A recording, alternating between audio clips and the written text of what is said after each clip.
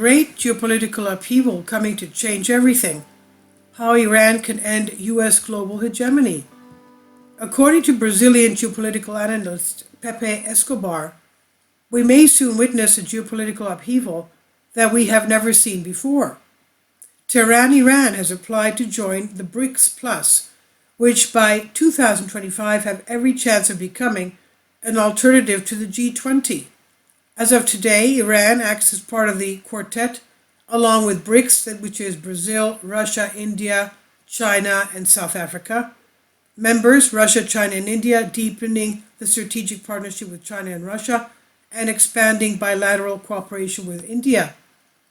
It's also on the verge of a free trade agreement with the Eurasian Economic Union, EEU, and plays a key role in the international North-South Transport Corridor, INSTC, along with Russia and India.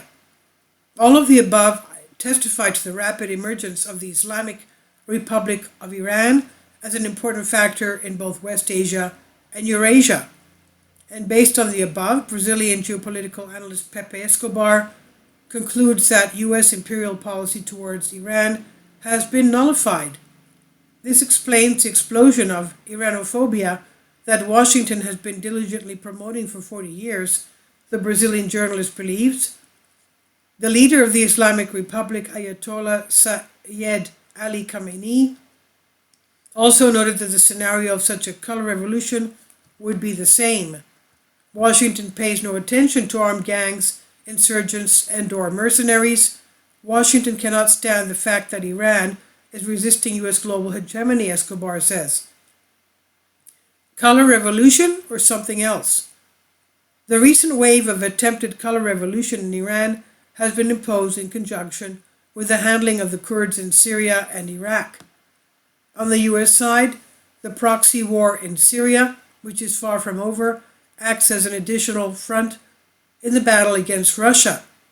It also provides an opportunity to use the Kurds against Iran and Turkey, Escobar believes.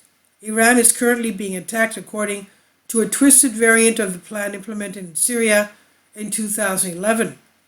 A kind of state of permanent protest has been imposed on vast areas of northwestern Iran, Escobar wrote in an article for Press TV, recalling that in mid-November the situation deteriorated sharply. What changed in Iran in mid-November? Armed gangs began using terrorist attacks in several cities near the border with Iraq. There were reports that the militants were armed enough to take control of some of the towns. Tehran then had to send troops to contain the situation and strengthen border security. They were involved in operations similar to those previously carried out in Daraa in southwestern Syria.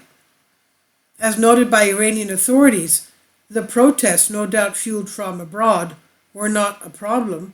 The protests were used to cover Kurdish efforts to redistribute weapons from Iraq to Iran to support a color revolution scenario. That was the real problem. Iran makes everyone listen. For all to hear, Iran is using Fateh ballistic missiles, Shahed 131 and Shahed 136 suicide drones against Kurdish bases in northern Iraq. The democratic, quote-unquote, world blames Iran for this, but in reality the Iranian authorities had no choice. The Kurdish card is played very persistently against the country, given the strong economic, military, and informational support that the Kurds of Iraq provide to the Kurds of Iran. Interestingly, if we look at Turkey's similar problems with the Syrian Kurds, which the United States used for its own purposes, it becomes clear what it all boils down to.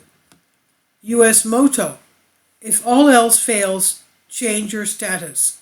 According to the Brazilian analyst Escobar, we may soon witness a geopolitical upheaval that we have never seen before. Turkish President Recep Tayyip Erdogan and his Syrian counterpart Bashar al-Assad will meet with the mediation of Russian President Vladimir Putin. The Kurds will then understand that no state, be it Iran, Syria, or Turkey, will offer them land. What should Washington do next when Americans realize that their imperial ambitions will remain just that? The empire's designers, quote unquote, never saw this coming. A Russian-Iran strategic partnership that not only makes sense geoeconomically, but is also a military force multiplier, Escobar concludes. This is from Banking News Greece, and I've translated this for you from a Greek article. Please leave your comments, and thank you for your support. Kindly support my Patreon account. The daily posts are 5 videos daily, and they are totally different from what I have on my YouTube channel. Thank you so much for your support and that you find all my content so interesting. You'll find the Patreon account details in the description box below.